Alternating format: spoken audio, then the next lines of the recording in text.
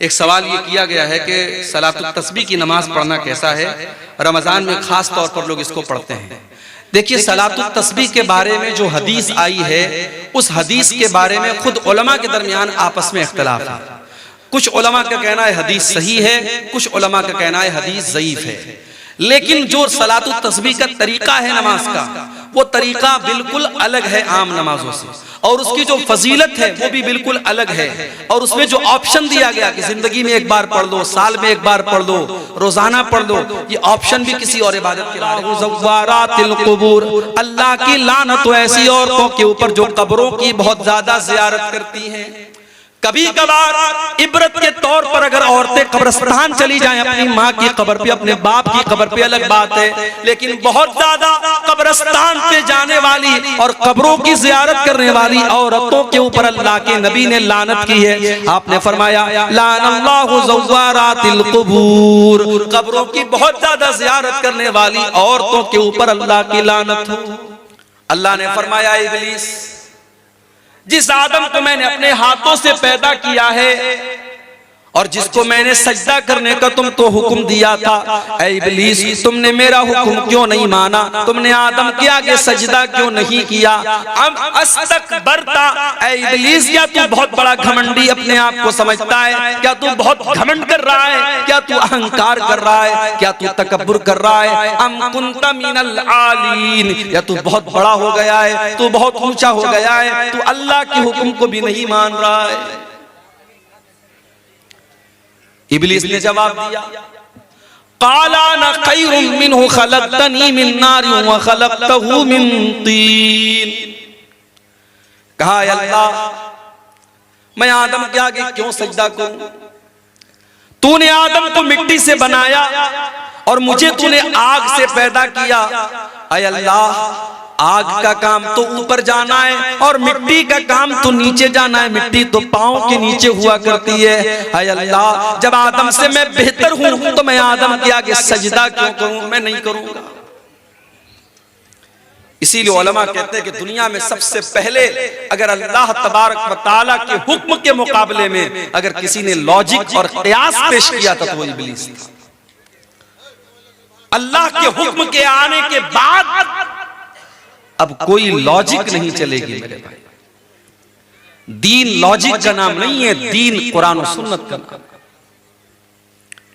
इसीलिए हजरत अली कहा करते थे, लौ काना दीनो बिर्राई लकाना अस्फलल खुफ्फी अहक्क बिल मस्की।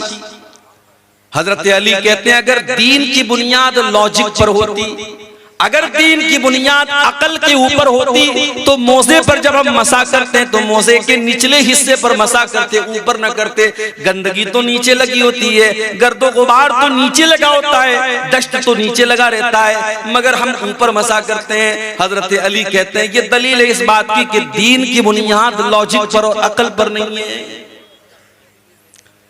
दीन अकल, अल्लाह और उसके रसूल के हुक्म के आने के बाद अब अकल नहीं चलाना है।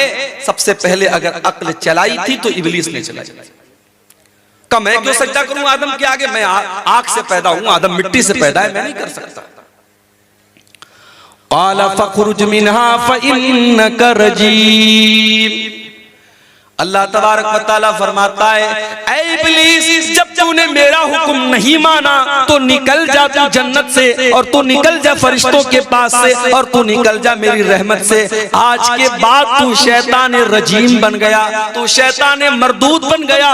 जब भी दुनिया तेरा नाम लेगी तो शैतान रजीम कहेगी, शैतान मरदूद कहेगी। व इन्ना अलैका लानती व इन्ना अलैका लानती इला यौमिद्दीन। और इब्लीस, अब कयामत तक तेरे ऊपर मेरी लानत बरसती रहेगी, तू मेरी रहमतों से दूर रहेगा। अब कयामत तक तू मेरी रहमत का हकदार नहीं बन सकता, तू हमेशा हमेशा के लिए मेरी रहमतों से दूर हो गया। तो लानत का मतलब होता है अल्लाह की रहमत से दूर होना। अब यहां एक मसला और समझ लीजिए, शरीयत में गुनाह दो टाइप के होते हैं। एक होते हैं छोटे मोटे गुनाह और एक होते हैं बड़े गुनाह। छोटे मोटे गुनाह को क्या कहा जाता है? सगीरा। और बड़े गुनाहों को क्या कहा जाता है? कबीरा। अब कबीरा गुनाह की पहचान क्या है? बहुत सारी पहचान है। उसमें एक पहचान ये है कि जिस गुनाह का नाम लेकर के लानत की गई हो, कुरान में, हदीस में जिस गुनाह के बारे में ये कहा गया हो इसके करने वाले पर अल्लाह की लानत, तो समझ जाओ कि वो गुनाह कबीरा है, वो बहुत बड़ा गुनाह है, और जब तक हम तौबा नहीं करेंगे वो माफ होने वाला नहीं। इतनी बात समझ में आ गई। अब एक बात और समझ लो, लानत किसी खास इंसान के ऊपर नहीं कर सकते, लानत किसी बुरे काम पर कर सकते हैं। मिसाल के तौर पर जो नमाज ना पढ़े उसके ऊपर अल्लाह की लानत, जो शराब पिए उसके ऊपर अल्लाह की लानत, जो झूठ बोले उसके ऊपर अल्लाह की लानत। इस तरीके से हम जनरल अंदाज में, कॉमन अंदाज में हम लानत कर सकते हैं। मगर किसी इंसान को टारगेट करके, कोई नमाज नहीं पढ़ता, हम उससे जाकर कहें तू नमाज नहीं पढ़ता, तेरे ऊपर अल्लाह की लानत हो। कोई जुआ खेलता है, कोई शराब पीता है, हम उससे जाकर के कहें कि तू शराब पीता है, तू जुआ खेलता है, तेरे ऊपर अल्लाह की लानत, तो ये जायज नहीं है, ये सही नहीं है। किसी एक इंसान को टारगेट करके आप लानत नहीं कर सकते। लानत हम आम अंदाज में, एक जनरल अंदाज में, कॉमन अंदाज में हम कर सकते हैं। अच्छा, किसी चीज को लानत नहीं कर सकते। एक मर्तबा एक सहाबी जा रहे थे, रास्ते से बहुत तेज हवा चल रही थी। अब जब हवा बहुत तेज चली तो उनकी चादर उनके कंधे से गिर गई। उन्होंने हवा के ऊपर लानत भेजी, कहा लानत तो इस हवा के ऊपर, इसके चक्कर में मेरी चादर गिर गई। अल्लाह के नबी के कानों में सहाबी के जुमले पड़ गए। कहा ला तलानहा, ऐ मेरे सहाबी तुम हवा के ऊपर लानत मत भेजो, तुम हवा के ऊपर लानत मत करो।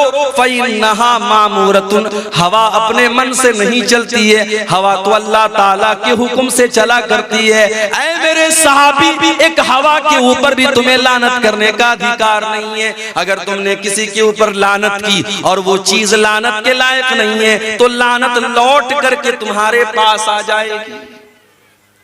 तो किसी को हम लानत नहीं कर सकते, किसी इंसान को, किसी चीज को टारगेट करके लानत नहीं कर सकते। बुरे अमल के ऊपर हम लानत कर सकते हैं। अब आज की मेरी तकरीर का जो टॉपिक है, हम ऐसी कुछ चीजें देखेंगे, कुछ एक्टिविटीज देखेंगे कुरान और सुन्नत की रोशनी में, जिनके करने वाले पर अल्लाह की लानत की गई है। मैं इंशाअल्लाह 15 चीजें बयान करूंगा।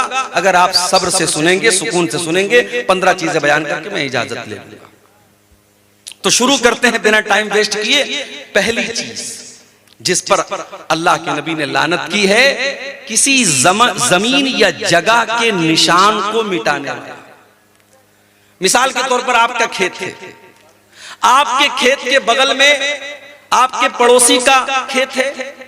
अब आप क्या कर रहे हैं? बाउंड्री को आप मिटा रहे हैं ताकि आप उसके खेत में 2-4 मीटर, 2-4 फीट आप उसके खेत में बेईमानी कर लें। जमीन के निशान को मिटाना ये भी लानत वाला काम है। दलील क्या है? दलील बुखारी शरीफ की ये हदीस है। हजरत अली से किसी ने कहा, ऐ अली, अल्लाह के प्यारे नबी ने आपको जो राज की बातें बताई है वो हमको बता दीजिए। हजरत अली नाराज हो गए, कहा नहीं नहीं, अल्लाह के नबी ने कोई ऐसी बात हमें नहीं बताई है जो और लोगों को न बताई हो। हाँ, लेकिन एक मर्तबा अल्लाह के नबी ने 4 बातें मुझे बताई थी, हो सकता है ये बातें किसी और को न बताई हो। अल्लाह के नबी ने फरमाया, लानल्लाहु मन लान वालिदहू, अल्लाह की लानत हो उस इंसान के ऊपर जो अपने बाप के ऊपर लानत करता है। कोई बाप के ऊपर भी लानत करता है? हाँ, आपने किसी और के बाप को बुरा भला कहा, जवाब में उसने आपके बाप को बुरा भला कहा, हो गई बाप के ऊपर लानत।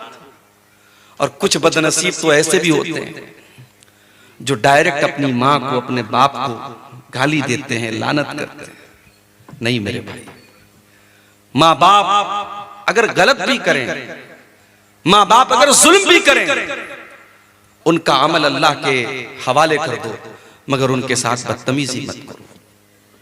उन्हें अल्लाह ताला ने तुम्हारे पैदाइश का जरिया बनाया। तुम्हारी मां न होती, तुम्हारे बाप न होते तो तुम दुनिया में नहीं आ सकते। उनकी कुर्बानियां, उनकी मेहनतें कभी भूलो मत। माँ ने 9 महीने पेट में रखा, बाप ने खून पसीना एक किया, तब तुम किसी लायक बने हो। अगर तुम्हें बूढ़े माँ बाप मिले हैं, उनकी कद्र करो, उनकी खिदमत करो। इम्मा यबलुगन्ना इंदकल किबर अहदुहुमा औ किलाहुमा फला तकुल लहुमा उफ्फिन वला तनहरहुमा वकुल लहुमा कौलन करीमा। तुम्हारे वालिदैन में से कोई एक अगर बूढ़ा हो जाए या दोनों बूढ़े हो जाएं, तुमको बुढ़ापे में तुम्हारे माँ बाप अगर मिल जाएं, तो कुरान कहता है फला तकुल लहुमा उफ्फिन, तुम अपने वालिदैन को उफ भी न कहना। अरबी जबान में किसी को तकलीफ पहुंचाने के लिए सबसे हल्का अगर कोई लफ्ज है तो उफ है। अल्लाह ने कहा तुम्हें अपने वालिदैन को उफ भी नहीं कहना है। वला तनहरहुमा, उनको डांटना नहीं है। वकुल लहुमा कौलन करीमा, उनसे जब भी तुम बात करो तो अदब से बात करो, तमीज से बात करो, रिस्पेक्ट के साथ बात करो, सम्मान के साथ बात करो। तो पहली चीज क्या है? अल्लाह की लानत हो उस इंसान के ऊपर जो अपने बाप के ऊपर लानत। दूसरी चीज वलानल्लाहु मन ज़बह लिगैरिल्लाह, और अल्लाह की लानत उस इंसान के ऊपर जो गैरुल्लाह के नाम पर जानवर ज़बा करता है। कोई ख्वाजा साहब के नाम से बकरा काट रहा है, कोई शेख अब्दुल कादिर जिलानी के नाम से बकरा काट रहा है, कोई अपने पीरों के नाम से बकरा काट रहा है। गैरुल्लाह के नाम पर जानवरों को ज़बा किया जा रहा है। नहीं नहीं मेरे भाई, जैसे सजदा अल्लाह के सिवा किसी और को जायज नहीं, जैसे दुआ अल्लाह ताला के अलावा किसी और के आगे जायज नहीं, उसी तरीके से कुर्बानी भी और जानवर को ज़बा करना भी अल्लाह के अलावा किसी और के लिए जायज नहीं है। हमारा नौजवान पटना जाता है, सिलीगुड़ी जाता है, बड़े मॉल में जाता है, मैकडॉनल्ड में जाता है, चिकन खाता है। एक बार यह पता लगाने की कोशिश नहीं करता कि यह चिकन हलाल भी था कि नहीं था। और अभी इस्राइल और फलस्तीन का मसला चल रहा है। शायद आपने फोटो देखा होगा सोशल मीडिया पर कि मैकडॉनल्ड बड़ी तादाद में इस्राइल के फौजियों की मदद करने के लिए खाने पीने की चीजें भेज रहा है, जो आपके मुसलमान भाइयों और उनके बच्चों का खून बहाने वाले जालिमों को वो खाना प्रोवाइड कर रहा है। उस कंपनी में जाकर के आप बड़े शौक से चिकन के बर्गर खा रहे हैं। अपने दीनी और ईमान की गैरत का मेरे भाइयों आप अंदाजा लगा लीजिए। मैकडॉनल्ड में और इस तरीके के बड़े बड़े रेस्टोरेंट में जब तक ये कंफर्मेशन ना हो जाए कि वो खाना हलाल है और अल्लाह का नाम लेकर के ज़बा किया गया है, आपके लिए खाना जायज नहीं है मेरे भाई। कोई अगर मुसलमान अपने आप को कहता है और अपने घर में शेख अब्दुल कादिर जिलानी के नाम पर बिरयानी बनवाता है और उनके नाम पर जानवर को ज़बा करता है, हराम है आपके लिए वो खाना जिस खाने पर और जिस चीज पर अल्लाह के अलावा किसी और का नाम लिया गया हो, उस चीज को खाना जायज है। ये सवाल भी अक्सर पूछा जाता है, मौलवी साहब दिवाली की मिठाई खाना कैसा है? ठीक है, मैं मानता हूं कि दिवाली की मिठाई में जो पूजा के लिए जो मिठाई होती है उसको अलग कर दिया जाता है, मगर है तो वो एक शिरकिया त्योहार का सिंबल। भाई हमारे शरीयत के हिसाब से इस दुनिया का सबसे बड़ा पाप ये है कि अल्लाह के अलावा किसी और की इबादत की जाए। और जाहिर है हमारे गैर मुस्लिम भाई अगर हमारी बात सुन रहे हो, उनको बुरा भला कहना मकसद नहीं है, लेकिन ये हमारा बिलीफ है, हमारा अकीदा है। हम शिर्क के मामले में कॉम्प्रोमाइज नहीं कर सकते। हम अपने गैर मुस्लिम भाइयों के साथ अच्छे से, प्यार से, मोहब्बत के साथ रहें, लेकिन किसी शिर्क के काम में हम सपोर्ट नहीं कर सकते। यही शरीयत की तालीम है। इसलिए दिवाली की मिठाई के बारे में कुछ उलमा ने सॉफ्ट कॉर्नर दिखाया है कि खाया जा सकता है अगर उस पर पूजा पाठ नहीं हुई है, लेकिन ज्यादा बेहतर यही है कि चूंकि वो शिर्क के त्योहार का एक सिंबल है, हमें परहेज करना चाहिए। तो ये दूसरी चीज हो गई। पहली चीज क्या थी? अल्लाह की लानत उस इंसान के ऊपर जो अपने बाप के ऊपर लानत करे। दूसरी चीज अल्लाह की लानत उस इंसान के ऊपर जो गैरुल्लाह के नाम पर जानवर ज़बा करे। और तीसरी चीज लानल्लाहु मन आवा मुहदिसन, अल्लाह की लानत तो किसी ऐसे इंसान के ऊपर जो किसी बिदाती को पनाह दे। दीन के अंदर नया काम निकालने वाले को अपने घर में पनाह दे। जब घर में पनाह नहीं दे सकते, मोबाइल में कैसे पनाह दे सकते? एक साहब ने मेरे पास वीडियो भेजा, मौलवी साहब जरा ये वीडियो सुनिए किसका है, बड़ा अच्छा वीडियो लग रहा है। मैंने देखा वीडियो ऐसे इंसान का तो जो सहाबा को गाली देता है। मैंने कहा वीडियो डिलीट कर।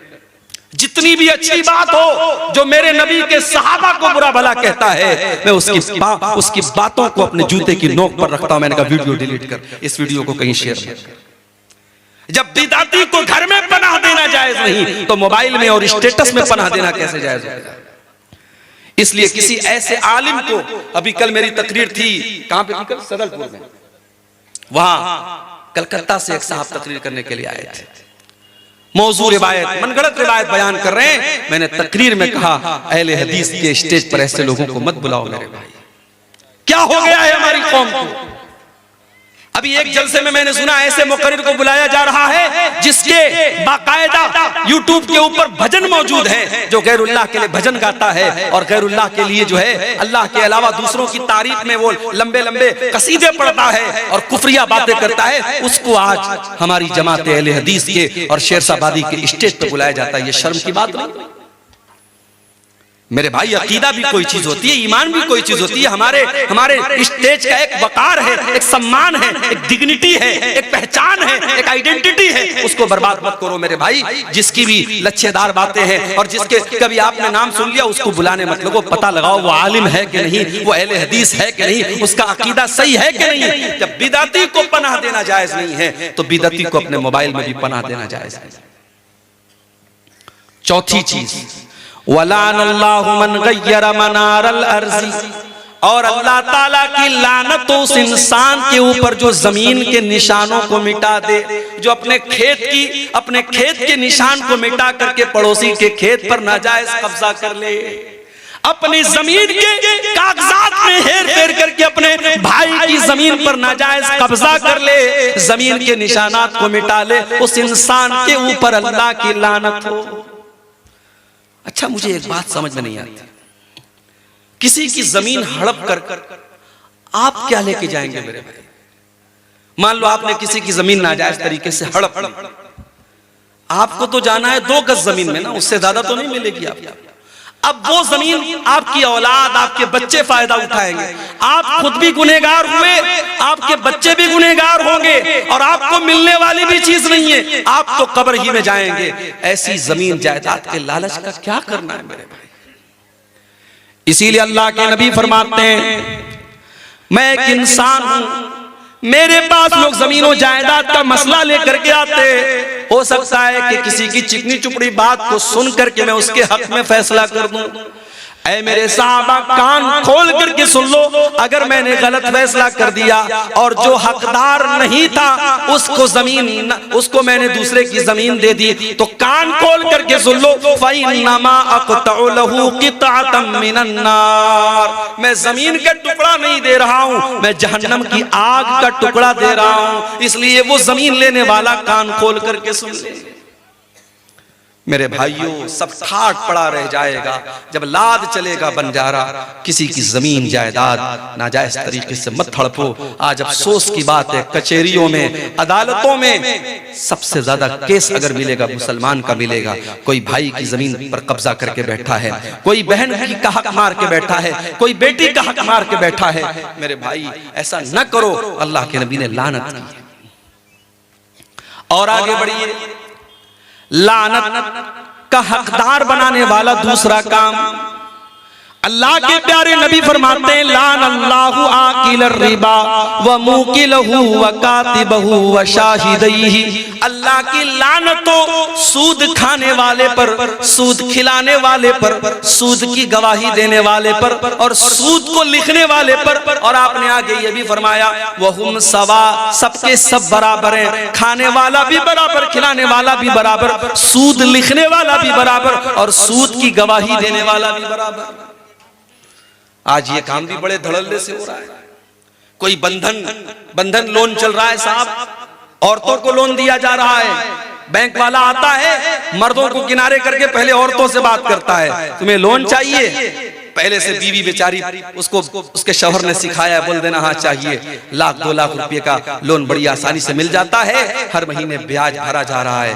मेरे भाई ये मसला आपको किसने बता दिया कि ब्याज का सिर्फ लेना हराम है? अल्लाह के नबी फरमाते हैं ब्याज खाने वाले पर भी अल्लाह की लानत और ब्याज खिलाने वाले पर भी अल्लाह की लानत। और एक बात और सुन लो,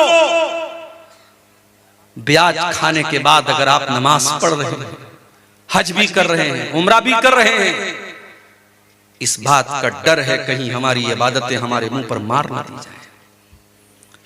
सूद ब्याज खाने वाले की इबादतें उसके मुंह पर मार ना दी जाए, इसलिए कि अल्लाह के नबी ने बड़े सख्त अल्फाज में फरमाया है कि सूद और ब्याज के 70 से ज्यादा दर्जे हैं, जिसमें सबसे हल्का दर्जा यह है अन यज़नी अर्रजुलु बि उम्मिही, इंसान अपनी सगी मां के साथ ज़िना करे। कोई सोच नहीं सकता, कोई तसव्वुर नहीं कर सकता कि अपनी मां के साथ ज़िना करे। सूद खाने वाला अपनी मां के साथ ज़िना करने से ज्यादा खतरनाक काम कर रहा है।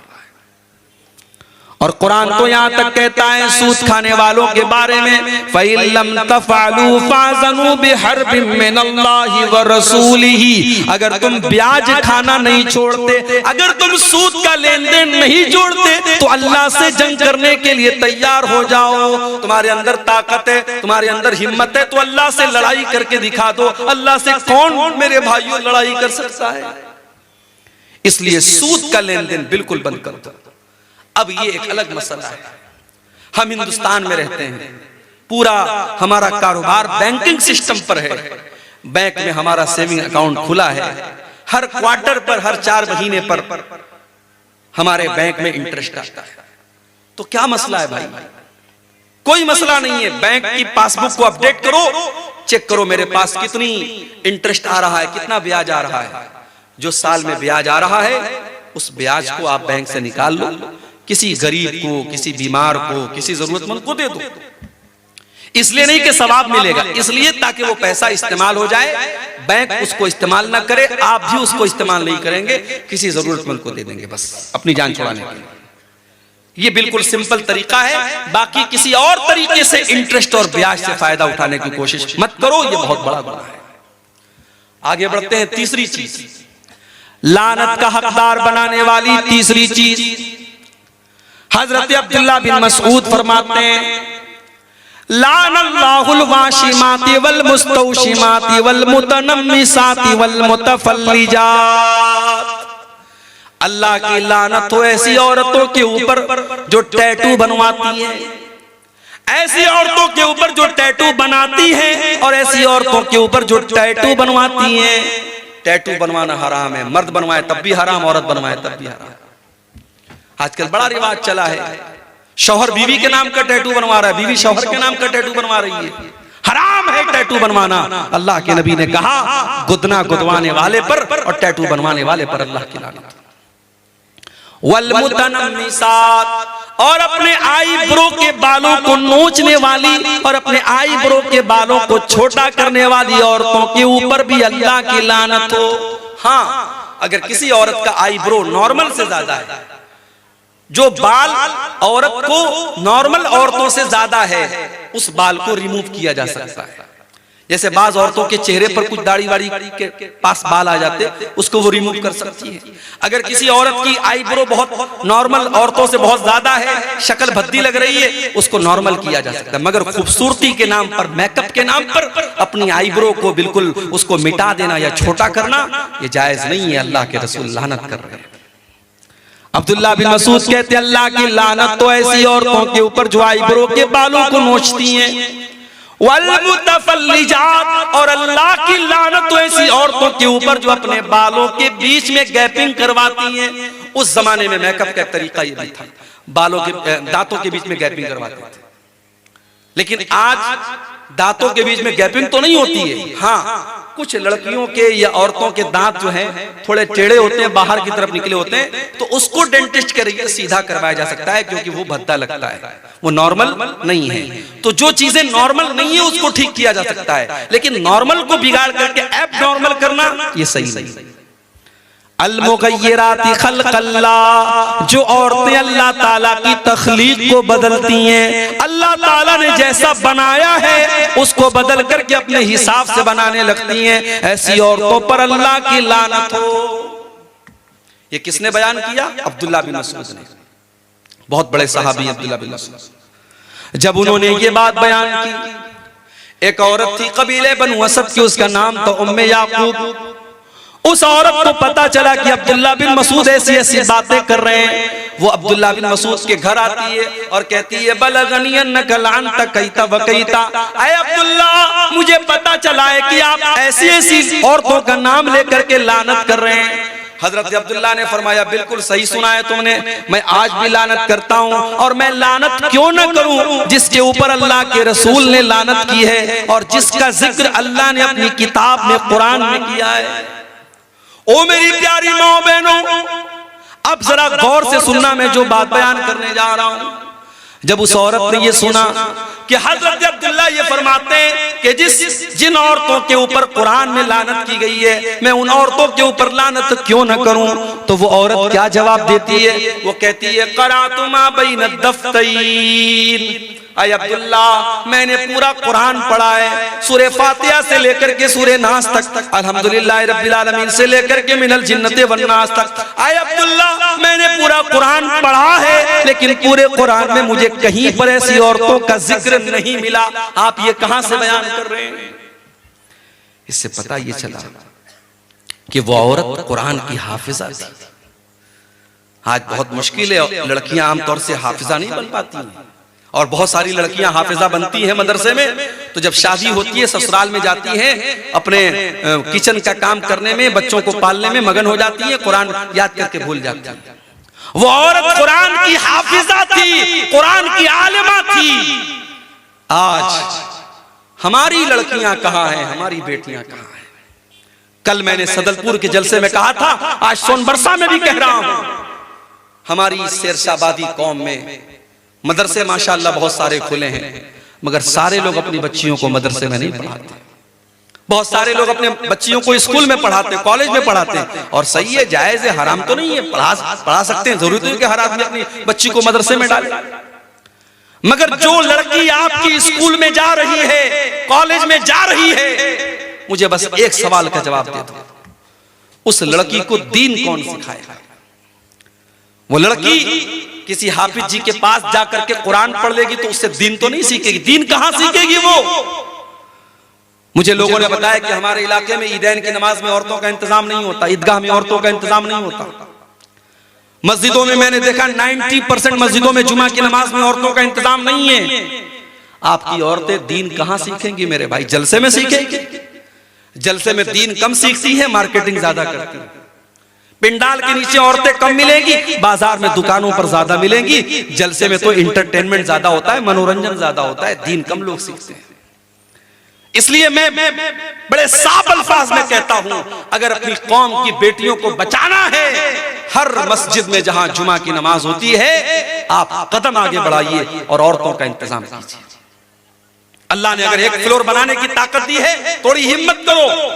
और मैं जानता हूं सीमांचल का ये इलाका पिछड़ा इलाका माना जाता है, मगर जब जो खर्च करने पर आते हैं, 6-6 लाख रुपए के जलसे में पिंडाल बनते हैं। अभी कहीं प्रोग्राम होने वाला है, सुना है कि 6 लाख का वहां पिंडाल बन रहा है। अभी कल कब्रिस्तान का चंदा हो रहा था सदलपुर में, लोगों ने बताया कि पूरे गांव में कोई घर ऐसा नहीं जहां से हमने कम से कम 5000 रुपए चंदा न लिया हो। जब काम करने पर इंसान तय कर लेता है कि मुझे ये काम करना है, तो बहुत सारे रास्ते निकाल लेता है। हर जुमा की मस्जिद में औरतों का इंतजाम होना चाहिए। आपके घर की औरतें जब जुमा के खुतबे में जाएंगी, साल में 52 जुमा का खुतबा होता है, जब जुमा के 52 तकरीरें वो सुनेंगी, इंशाअल्लाह वो दीन की समझ उनके अंदर पैदा होगी और बहुत सारे फितने खत्म हो जाएंगे मेरे भाई। इसी तरीके से ईदगाह में और ईद की नमाज में भी आप औरतों का इंतजाम कीजिए, पर्दे का बीच में इंतजाम कीजिए, पिंडाल लगवाइए, कुछ भी कीजिए, मगर आप औरतों का इंतजाम कीजिए। अगर नहीं करते हैं तो बंद कर दीजिए अपने आप को अहले हदीस कहना। अहले हदीस सिर्फ आमीन जोर से बोलने वाले का नाम नहीं है। अहले हदीस सिर्फ सीने पर हाथ मारने वाले का नाम नहीं है। अहले हदीस उसको कहते हैं जो कुरान और हदीस पर चलने वाला हो। अगर आपकी औरतें ईदैन की नमाज में उनके लिए आपने इंतजाम नहीं किया है, अल्लाह के आप आपको जवाब देना पड़ेगा आपने क्यों इंतजाम नहीं किया है।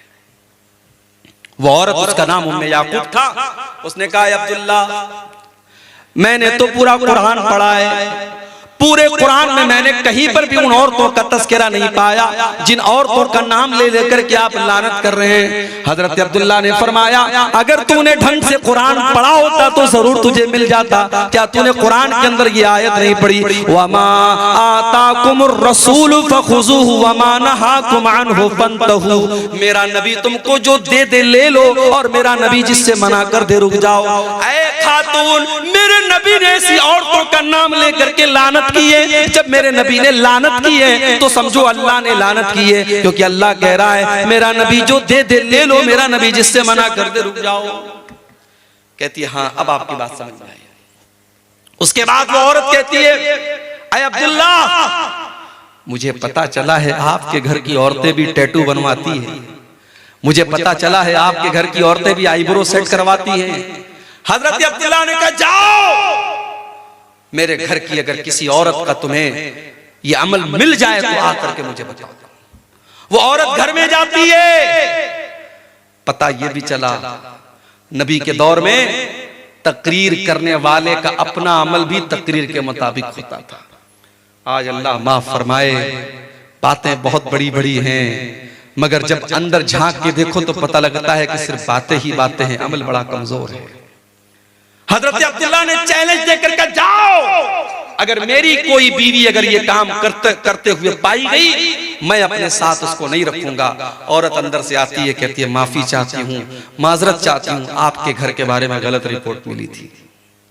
कहा अगर मेरी कोई बीवी ऐसा काम करती ना तो मैं उसको अपने निकाह में बाकी न रखता, फिर वो अब्दुल्ला की बीवी ना होती, मैं अपने घर में ऐसी औरत को नहीं रख सकता था। तो मेरे भाइयों, मेरी माँ और बहनों, ये तीसरा काम है जिसके करने वाले पर अल्लाह के रसूल ने लानत की है। जो औरतें गुदना गुदवाती हैं, टैटू बनवाती हैं या आईब्रो सेट करती हैं, ऐसी औरतों पर भी अल्लाह के रसूल ने लानत की है। और आगे बढ़िए, नंबर 4, तस्वीर बनाने वाले के ऊपर भी अल्लाह के रसूल ने लानत की है। आपने फरमाया लान अल्लाहुल मुसव्विर, अल्लाह की लानत तो तस्वीर बनाने वालों के ऊपर। आपने ये भी फरमाया कि क़यामत के दिन सबसे दर्दनाक अज़ाब तस्वीर बनाने वालों को होगा। युज़ाहिऊन खल्क़ल्लाह, क्योंकि तस्वीर बनाने वाले अल्लाह की तख्लीक का मुकाबला करते हैं।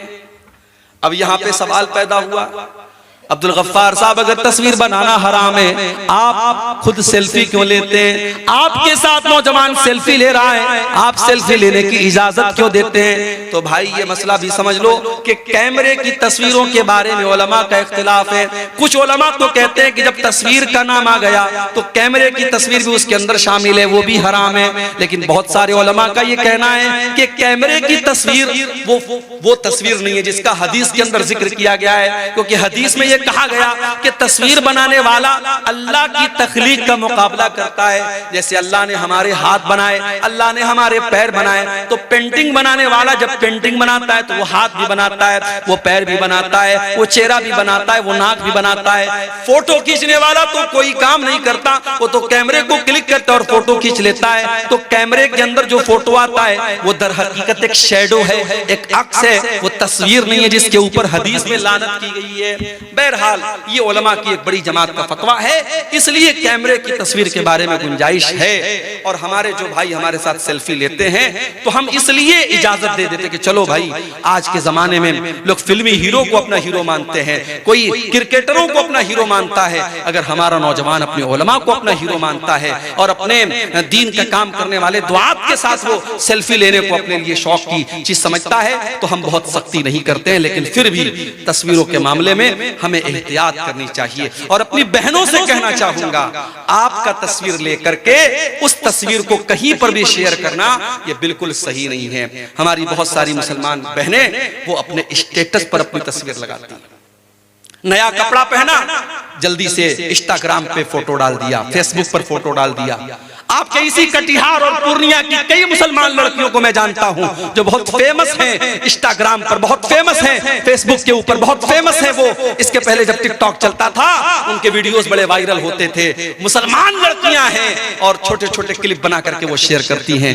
जायज नहीं है मेरी बहनों आपका अपने जिस्म को और अपने चेहरे को किसी गैर के सामने दिखाना, ये जायज नहीं है। और सोशल मीडिया तो एक पब्लिक प्लेटफॉर्म है, कोई भी देख सकता है, वहां पर तो इस तरीके की चीजें डालना बिल्कुल भी जायज नहीं है। तो तस्वीर के मामले में भी हम बहुत एहतियात करें। 4 चीजें हो गई। नंबर 5, अल्लाह के नबी के सहाबा की को बुरा भला कहने वाले के ऊपर भी अल्लाह की लानत होती है। अल्लाह के प्यारे नबी फरमाते मन सब्बा असहाबी, जो मेरे सहाबा को बुरा भला कहता है, जो मेरे सहाबा को गाली देता है, फ़अलैहि लानतुल्लाहि वल मलाइकति वन नासि अजमईन, उसके ऊपर अल्लाह की लानत हो, उसके ऊपर इंसानों की लानत हो, उसके ऊपर फरिश्तों की लानत हो। सहाबा को बुरा भला कहने वाला मलून है, उसके ऊपर लानत हो, ये नबी के अल्फाज है। मेरे प्यारे साथियों, कयामत तक कोई जितना भी नेक और मुत्तकी बन जाए, कोई एक सहाबी के पांव की धूल के बराबर भी नहीं हो सकता, क्योंकि सहाबा वो लोग हैं जिन्होंने अल्लाह के नबी का दीदार किया है, जिन्होंने अल्लाह के नबी से मुलाकात की है। हम सहाबा के बराबर नहीं हो सकते, हम सहाबा के जैसे नहीं हो सकते। और आगे बढ़ो, अल्लाह की लानत का हकदार बनाने वाला एक और काम है रिश्वत लेना और देना। अल्लाह के नबी फरमाते हैं लानल्लाहु राशि वल मुर्तशी, रिश्वत लेने वाले पर भी अल्लाह की लानत और रिश्वत देने वाले पर भी अल्लाह की लानत। शेख साहब, बगैर रिश्वत दिए बिजली का मीटर नहीं लगता, बगैर रिश्वत लिए किसी जमीन का कागज पास नहीं होता, बगैर रिश्वत लिए जमीन की रजिस्ट्री नहीं होती। ठीक है, जहां मजबूरी है और वो काम ऐसा है कि आप अगर रिश्वत नहीं देंगे काम नहीं होगा, वो अलग मैटर है।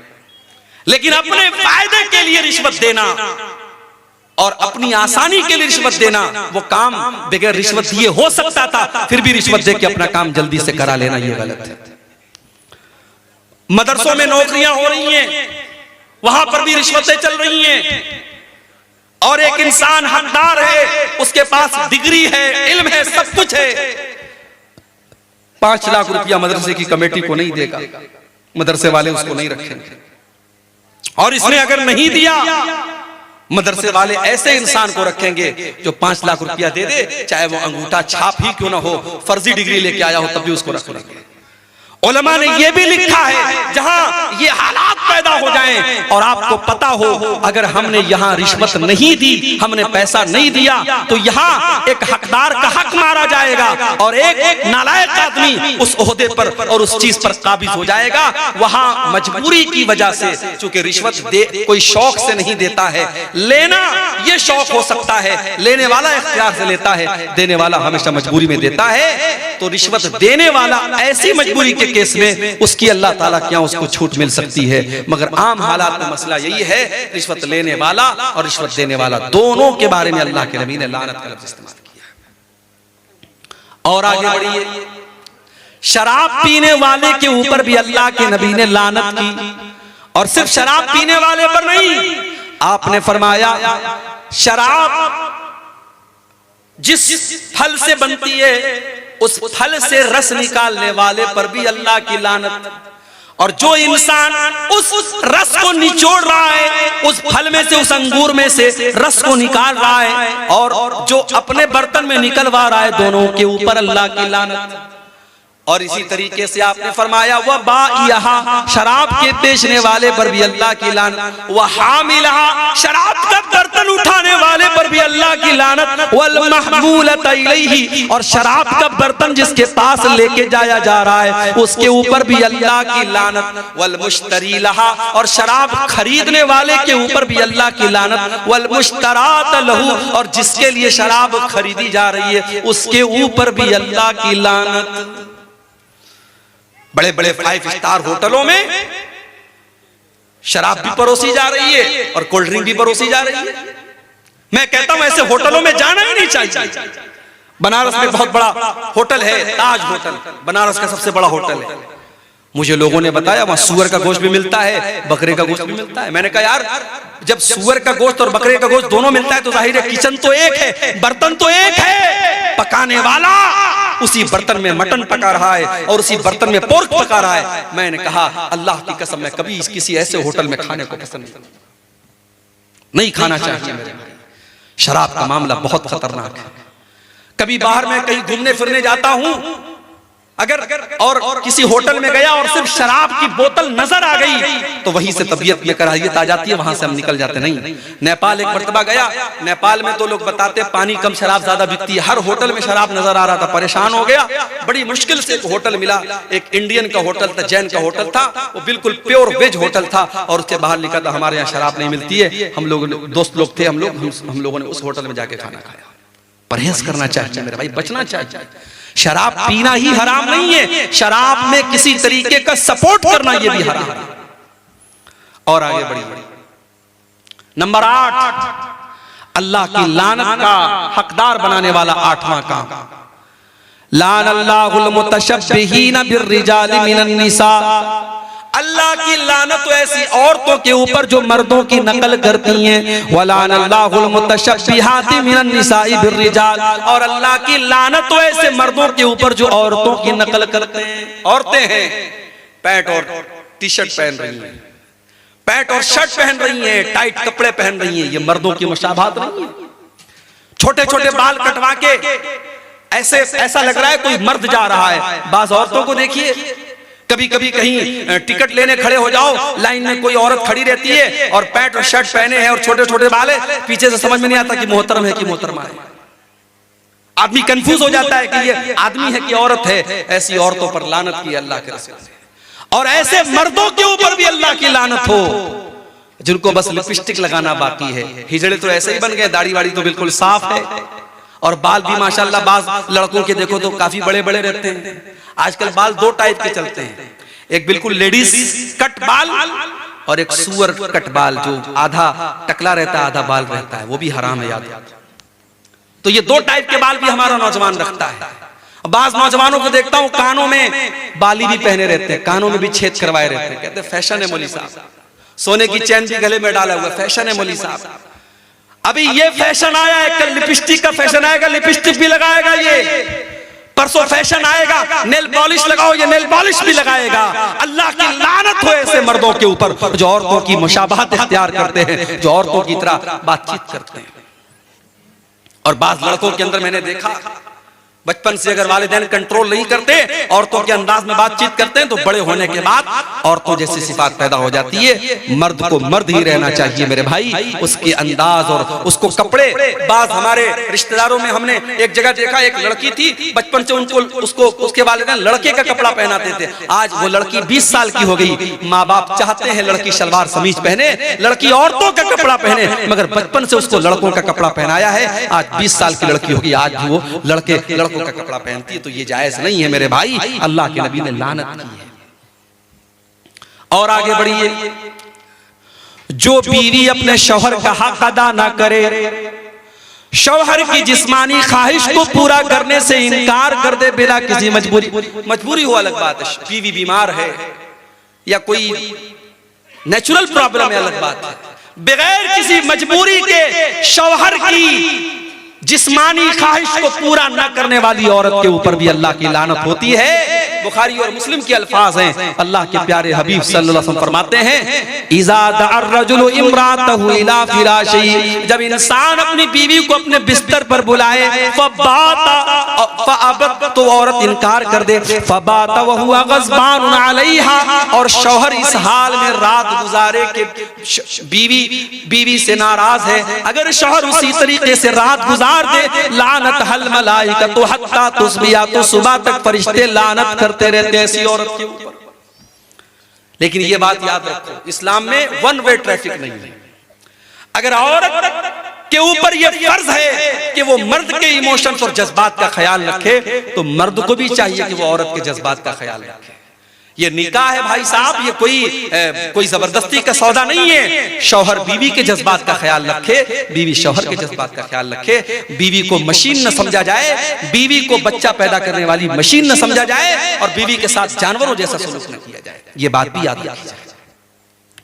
अगर बीवी को हम ये चाहते हैं वो हमारे लिए बेहतरीन कपड़ा पहने, खुशबू लगाए, सजे संवरे, तो भाई साहब जरा आप भी अपनी अदाओं पर गौर कीजिए। आप तो एक्सपेक्ट करते अपनी बीवी से कि वो मेरे लिए खूब मेकअप करे, सजे सवरे, और आप वही बिल्कुल बदशक्ल होकर के, बाल बिल्कुल परागंदा हैं और बदबू से अटे हुए हैं, पसीने से अटे हुए हैं, और उस हालत में अगर इंसान अपनी बीवी के पास जाता है तो ये भी गलत है। हजरत अब्दुल्लाह इब्न अब्बास कहते हैं कि जिस तरीके से मेरी बीवी मेरे लिए सजती और संवरती है, मैं अपनी बीवी के लिए सजता और संवरता हूं। तो बीवी शौहर का हक अदा करे, शौहर बीवी का हक अदा करे। अल्लाह के रसूल ने ऐसी औरत के ऊपर लानत की है जो शौहर का हक अदा न करे। और आगे बढ़िए, गैर फित्री तरीके से अल्लाह के बनाए हुए निजाम के तरीके के खिलाफ अगर कोई अपनी बीवी के साथ अपनी ख्वाहिश पूरी करता है, उसके ऊपर भी अल्लाह के नबी ने लानत की है। मलऊन मन अतम रातहु फी दुबुरिहा, अल्लाह के नबी फरमाते हैं जो इंसान अपनी बीवी के साथ गलत तरीके से, गैर फित्री तरीके से, जो नेचुरल तरीका है, जो अल्लाह ताला ने निजाम बनाया है मर्द औरत के दरमियान मुलाकात का, उस निजाम के खिलाफ अगर जाता है, गलत तरीके से गंदे वीडियोस को देखने के बाद उस तरीके से अपनी बीवी के साथ वो काम करने की कोशिश करता है, ऐसे शौहर के ऊपर अल्लाह के नबी ने लानत फरमाई। मलऊन मन अतम रातहु फी दुबुरिहा, जो औरत के साथ गैर फित्री तरीके से सोहबत करता है, उस इंसान के ऊपर भी अल्लाह की लानत। बहुत खोल खोल करके अल्फाज बयान करने की जरूरत नहीं है, आप होशियार समझदार हैं, समझ लीजिए। आज चूंकि हमारे नौजवानों में एक क्रेज है इंटरनेट पर गंदे वीडियोस देखने का, उसकी वजह से बहुत सारे लोग नाजायज और गलत और हराम जो तरीके हैं मियां बीवी से मुलाकात के, वो अपनाते हैं। याद रखो मेरे भाई, ये हराम और नाजायज है और अल्लाह की लानत को का हकदार बनाने वाला काम है। और आगे बढ़िए, नंबर 11, अल्लाह की लानत का हकदार बनाने वाला 11वां काम, किसी कब्र के ऊपर सजदा करना या किसी कब्र के ऊपर मस्जिद बना लेना। कलियाचक में एक मस्जिद है, अहले हदीस की मस्जिद है, वहां बाकायदा मस्जिद के अंदर कब्र है, कब्र मस्जिद के अंदर है और नमाज हो रही थी, मैं गया, मुझसे इमाम साहब ने धीरे से कहा, मौलवी साहब यहाँ कब्र है, आप थोड़ा सा तकरीर में बोल दीजिएगा। बहुत सारे उलमा यहाँ बोल के गए लेकिन इस्लाह नहीं। मैं गया, मैंने खुलेआम तकरीर में कहा ये हराम है और आपकी नमाज खतरे में पड़ रही है, आपकी नमाज कबूल नहीं होगी अगर आप मस्जिद के अंदर से इस कब्र को नहीं निकालेंगे। बहरहाल अल्लाह ताला ने तौफीक दी उन लोगों को। बाद में जब मैं गया तो लोगों ने बताया कि उस कब्र को वहां से निकाल के उन्होंने मस्जिद के कैंपस से बाहर रखा दिया। जरूरत पड़ने पर कब्र को ट्रांसफर किया जा सकता है। अगर मान लीजिए किसी ऐसी जगह कब्र है कि वहां कब्र होना मुनासिब नहीं है, तो कब्र के अंदर जो मुर्दे की हड्डियां वगैरह हैं उनको एहतराम के साथ किसी कपड़े में रख करके दूसरे कब्रिस्तान में दफन की जा सकती है जरूरत पड़ने पर। तो कब्रिस्तान के ऊपर मस्जिद नहीं बन सकती और मस्जिद में कब्र नहीं बन सकती। अल्लाह के नबी ने लानत की है, लानल्लाहुल यहूद वन नसारा इत्तखज़ू कुबूर अंबियाइहिम मसाजिद। अल्लाह की लानत तो यहूद और नसारा के ऊपर, उन्होंने अपने नबियों की कब्रों को मस्जिद बना लिया, वो अपने नबियों की कब्रों पर सजदा करने लगे, उन्होंने अपने नबियों की कब्रों के ऊपर सजदा करना शुरू कर दिया।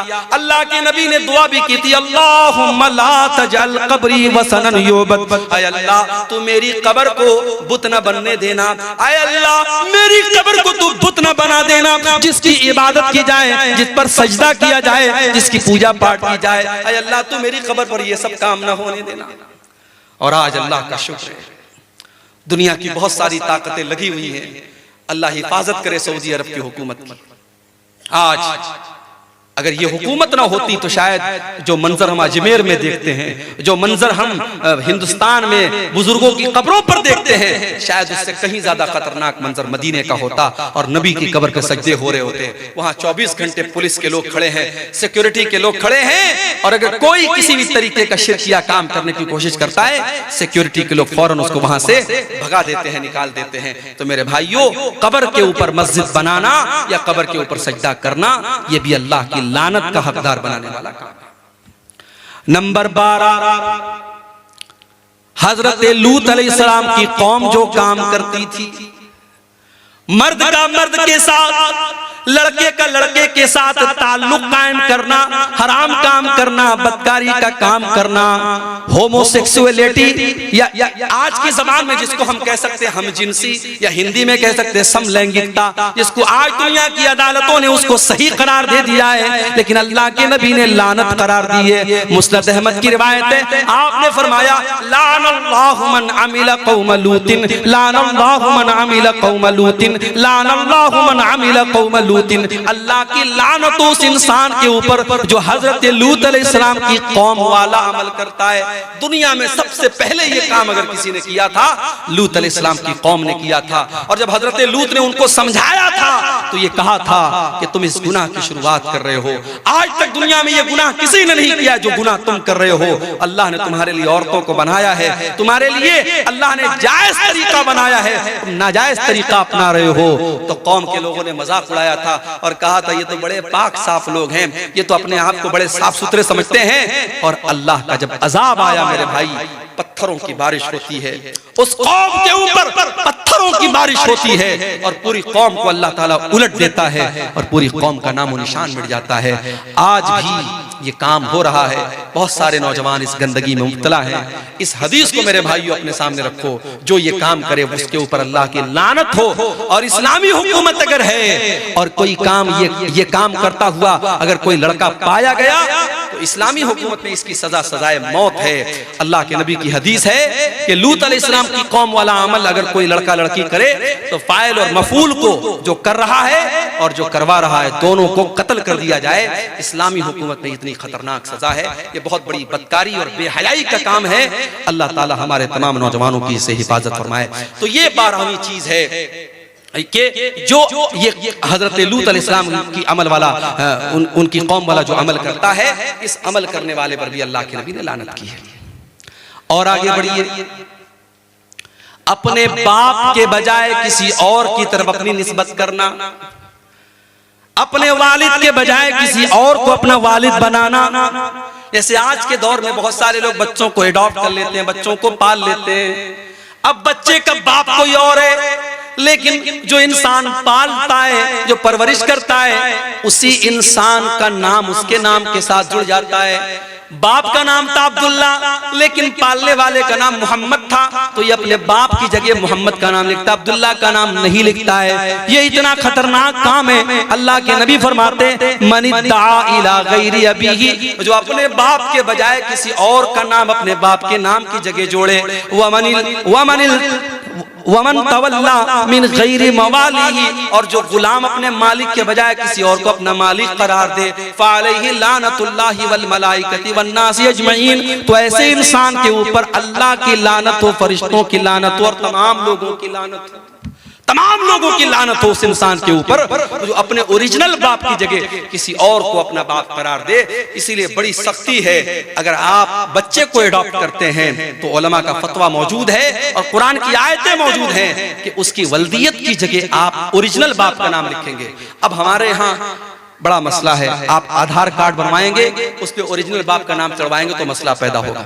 तो आधार कार्ड वगैरह में मजबूरी के तौर पर आप अपना नाम जोड़ सकते हैं, मगर जहां इस्लामी पॉइंट ऑफ व्यू से जरूरत पड़ेगी, मिसाल के तौर पर निकाह के टाइम या मिसाल के तौर पर कोई गवाही के टाइम, तो वहां वल्दियत में जो ओरिजिनल बाप है उसी का नाम दिया जाएगा। पालने वाला, परवरिश करने वाला वो बाप नहीं हो सकता है। उसको एहतराम में वो लड़का बाप, अब्बा जान कह सकता है, अब्बू कह सकता है, पापा कह सकता है, मगर ओरिजिनल उसका जो बाप है वो वही रहेगा जिसने उसको जन्म दिया है, जो उसका बाप है। इसी तरीके से 14वीं चीज मेरे भाइयों जो अल्लाह की लानत का हकदार बनाती है, हलाला करने वाला और करवाने वाला। हलाला समझते हैं? नाम सुना है हलाला का? किसी ने 3 तलाक दे दी अपनी बीवी को, एक साथ 3 तलाक। हमारे यहाँ मसला क्या है कुरान और हदीस की रोशनी में? अगर कोई एक साथ 3 नहीं 300 तलाक दे दे वो एक ही मानी जाएगी। क्यों? क्योंकि तलाक एक मर्तबा में एक ही होती है, एक से ज्यादा नहीं होती है। तलाक का एक प्रोसेस है। अगर किसी ने अपनी बीवी को तलाक दिया है तो अब 3 महीने तक वो दूसरी तलाक नहीं दे सकता। 3 महीने तक वो दूसरी तलाक दे ही नहीं सकता। अगर 3 महीने के अंदर वो दूसरी तलाक देगा तो वो दूसरी नहीं मानी जाएगी। एक तलाक देगा इंसान, अब 3 महीने का टाइम है। अगर 3 महीने के अंदर रुजू कर लिया, अच्छी बात है, रुजू कर लिया, बीवी बीवी रहेगी। अगर 3 महीना गुजर गया और रुजू नहीं किया तो निकाह खत्म हो गया, नया निकाह होगा, नया मेहर होगा, फिर आइंदा कभी जिंदगी में झगड़ा होगा और तलाक देगा, वो दूसरी तलाक होगी। यहाँ सारा सिस्टम गड़बड़ कर दिया, तलाक तलाक तलाक, गुस्से में बीवी को तलाक तलाक बोल दिया। अब अपने मौलवी साहब के पास गया, मौलवी साहब ने कहा हलाला कराना पड़ेगा, हलाला कराना पड़ेगा। और हलाला का तरीका क्या है? एक रात के लिए तुम्हारी बीवी किसी से शादी करेगी, एक रात तक वो साथ में रहेगा और अगले दिन वो तलाक दे देगा, फिर औरत इद्दत गुजारेगी, फिर तुम उससे शादी कर लेना। ये कितनी खुल्लम खुल्ला, कितनी बड़ी बेगैरती और बेहयाई और ज़िनाकारी है। और आज पूरी दुनिया में इस्लाम की इमेज को खराब करने का काम किया है। कितनी फिल्में बनी है इसके ऊपर, कितनी वेब सीरीज बनी है इसके ऊपर। हलाला इतना गंदा काम है मेरे भाइयों। अल्लाह के नबी ने फरमाया लानल्लाहुल मुहल्लिल वल मुहल्लल लहू, हलाला करने वाले पर और हलाला करवाने वाले पर, दोनों के ऊपर अल्लाह की लानत हो। और एक और हदीस में अल्लाह के नबी ने फरमाया कि क्या मैं तुमको ऐसे इंसान के बारे में न बताऊं जो किराए का सांड होता है? सहाबा ने कहा अल्लाह के नबी, किराए का सांड कौन होता है? आपने फरमाया जो हलाला करवाता है। हलाला करवाने वाला अपनी बीवी को किसी गैर के बिस्तर पर भेजने वाला, और वो इंसान किराए का सांड होता है जो ये काम करता है। तो हलाला करने वाला भी और हलाला करवाने वाला भी, दोनों पर अल्लाह की लानत।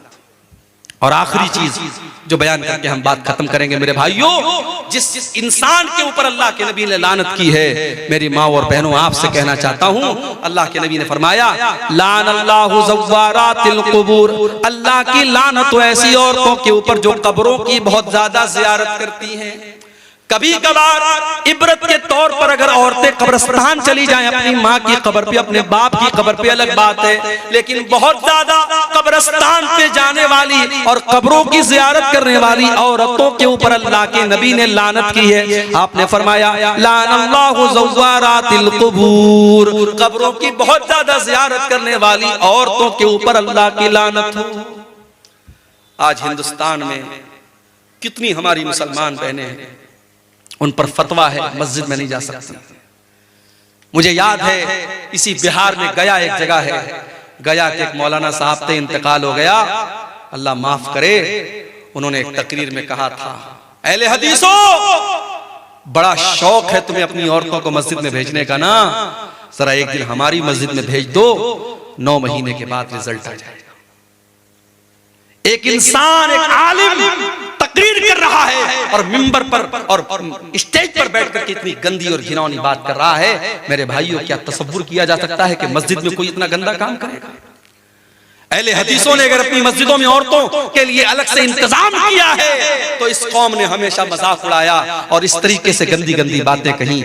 मगर आज जब पूरे हिंदुस्तान में लाखों की तादाद में मुसलमान औरतें जब मुर्तद होने लगी और इस्लाम को छोड़ करके दूसरे मजहब में जाने लगी और बाप दादा की नाक कटवाने लगी, तब धीरे धीरे कुछ फतवे आने लगे, कुछ जुबानें खुलने लगी और दिल्ली से फतवा आया और कहां से फतवा आया कि हाँ साहब, औरतों को भी मस्जिद में भेजना चाहिए, पर्दे का इंतजाम हो तो औरतें जा सकती हैं। अब फतवे में थोड़ी नरमी आई है। हम तो हमेशा से कहते चले आए कि अपनी औरतों को मस्जिद में भेजो। मेरे भाई, तुमने मस्जिद में तो नहीं भेजा, अजमेर की दरगाह पर औरतों की भीड़ मौजूद है, कचौछा की दरगाह पर औरतों की भीड़ मौजूद है, जितने कब्रें और जितने बुजुर्गों के मजार हैं पूरे हिंदुस्तान में आप चले जाइए, वहां मर्दों से ज्यादा आपको औरतें मिल जाएंगी। मुंबई चले जाओ, हाजी अली की दरगाह समंदर के बीच में मौजूद है, आप चले जाओ, मर्द आपको कम मिलेंगे, औरतें ज्यादा मिलेंगी। मेरे नबी ने लानत की है ऐसी औरतों पर जो कब्रिस्तान बहुत ज्यादा जाती हैं। कभी कभार इबरत के तौर पे चली जाएं, अलग बात है, मगर इन दरगाहों पर, इन कब्रों पर, इन मजारों पर कोई इबरत के लिए नहीं जाता है। वहां अय्याशी होती है, वहां शिर्क होता है, वहां हरामखोरी होती है। मेरे भाइयों, हमारी औरतों को इस चीज से बचना चाहिए और हमें अपनी औरतों को इससे बचाना है। अल्लाह के नबी ने लानत की ऐसी औरतों पर, अल्लाह की लानत हो। और एक और हदीस में अल्लाह के नबी ने फरमाया लानल्लाहु ज़ाइरातिल क़ुबूर, अल्लाह की लानत हो ऐसी औरतों पर जो कब्रों की ज़ियारत करती हैं, वल मुत्तखिज़ीना अलैहल मस्जिद, और कब्र के ऊपर मस्जिद बनाने वाली औरतों पर भी अल्लाह की लानत हो। वस्सुरुज, और कब्र के ऊपर चिराग जलाने वाली वालों पर भी अल्लाह की लानत हो। तो मेरे भाइयों, ये लानत के हकदार बनाने वाले चंद काम थे जो कुरान और सुन्नत की रोशनी में मैंने आपके सामने बयान किए हैं। और आखिर में यही कहूंगा कि हर वो गुनाह जिससे अल्लाह ने रोका है, हर वो गुनाह जिससे नबी ने रोका है, उससे इंसान लानत का हकदार बनता है। हम और आप अगर अपने ईमान की सलामती चाहते हैं और हम ये चाहते हैं कि दुनिया और आखिरत में हम कामयाब हो, तो हम इन कामों से अपने आप को बचाएं।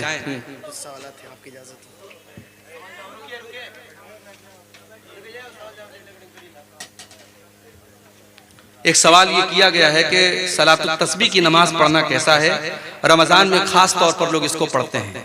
देखिए, सलातुत तस्बीह के बारे में जो हदीस आई है, उस हदीस के बारे में खुद उलमा के दरमियान आपस में इख्तिलाफ है। कुछ उलमा का कहना है हदीस सही है, कुछ उलमा का कहना है हदीस ज़ईफ है। लेकिन जो सलातुत तस्बीह का तरीका है नमाज का, वो तरीका बिल्कुल अलग है आम नमाजों से, और उसकी जो फजीलत है वो भी बिल्कुल अलग है। और उसमें जो ऑप्शन दिया गया कि जिंदगी में एक बार पढ़ लो, साल में एक बार पढ़ लो, रोजाना पढ़ लो, ये ऑप्शन भी किसी और इबादत के बारे में नहीं दिया गया है। इसीलिए शेख अब्दुल अजीज इब्न बाज वगैरह का, शेख इब्न उसैमीन वगैरह का फतवा है कि ये नमाज सही नहीं है। जो नमाजें साबित हैं, जैसे चाश्त की नमाज है, जैसे तहज्जुद की नमाज है, और जैसे आम सुन्नत और नफिल नमाजें हैं, वो हमारे लिए काफी हैं। हम उसी का एहतमाम करें। जिस नमाज के बारे में इतना इख्तिलाफ है, उससे हम अपने आप को बचाएं। कोई नापाक जानवर या हराम करदा जानवर कपड़े पर बैठता है तो क्या वो कपड़ा नापाक हो जाता है? सिर्फ बैठने से नापाक नहीं होगा। नापाक जानवर अगर आपके कपड़े से टच हो गया तो वो आपका कपड़ा इस तरीके से नापाक नहीं हो जाएगा जब तक कि उसकी कोई नापाकी आपके बदन पे न लगे। जैसे अगर मान लीजिए कुत्ता है, भीगा हुआ है, वो टच कर गया तो जहां कपड़े में टच कर गया उसको धुल लीजिए। लेकिन सूखा है और टच कर गया तो कोई हरज की बात नहीं, उससे आपका कपड़ा नापाक नहीं होगा। इसी तरीके से कौवा है, चील है, वगैरह वगैरह। कब्रिस्तान की जमीन पर नमाज जनाजा पढ़ना कैसा है? अगर कब्रिस्तान की जमीन है लेकिन वहां पे कब्र नहीं है तो पढ़ सकते हैं। जैसे कुछ कब्रिस्तानों में मैंने देखा कि मुसल्ला अलग होता है, जनाजे की नमाज पढ़ने के लिए एक अलग से स्पेसिफिक जगह होती है। अगर ऐसी जगह है तब तो ठीक है, और अगर वहां पे कब्रें मौजूद हैं और वहां पे आप जनाजे की नमाज पढ़ रहे हैं तब तो ये मुनासिब नहीं है, ये सही नहीं है। ठीक है।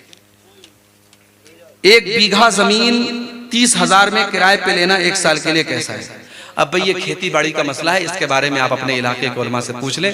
खेती बाड़ी मैं करता नहीं हूँ और ना मेरा इसमें एक्सपीरियंस है, इसके बारे में बताना थोड़ा मुश्किल है।